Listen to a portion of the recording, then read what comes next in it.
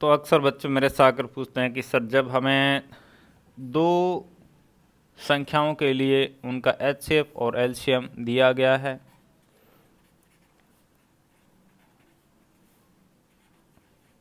और हमें पूछा जा रहा है कि वे संख्याएं कौन सी होगी, तो हम कैसे ज्ञात करेंगे।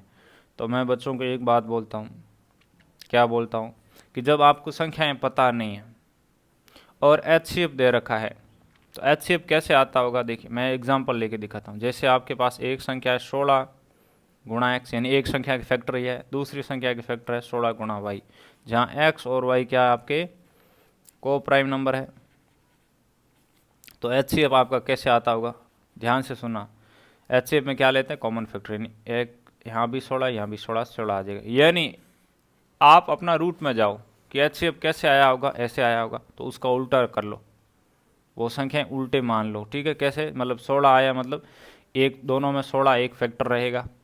अब जो दूसरे फैक्टर वो क्या है, को प्राइम नंबर होंगे, यानी दूसरे फैक्टर जो भी नंबर बनेगा को प्राइम, तो उनको एक्स और वाई मान लिया। यानी सिंपल शब्दों में कहें तो एचसीएफ से हमें संख्याएं मान लेनी है। अब इनका एलसीएम लेंगे तो कितना आएगा, आपका 16 एक्स वाई आएगा। एलसीएम हमें कितना दे रखा है, 480 दे रखा है।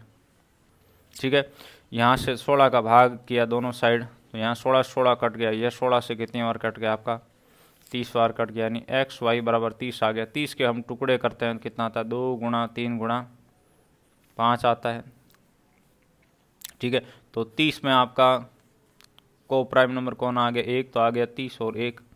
यदि एक्स बराबर 30 लेते हैं, वाई बराबर 1 लेते हैं, तो इनमें से कोई भी ऑप्शन नहीं बन रहा है। ठीक है, मतलब ये आपका बैठा नहीं। दूसरा कौन बन रहा है, आपका दूसरे को प्राइम नंबर बन रहा है 6 और 5।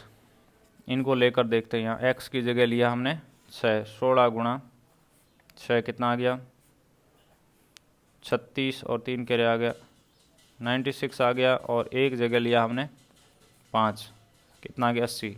क्या ऐसा कोई ऑप्शन में आ रहा है, 96 और 80, यस, ये आपका डी ऑप्शन सही है। तो कौन सा ऑप्शन सही होगा, डी ऑप्शन सही होगा।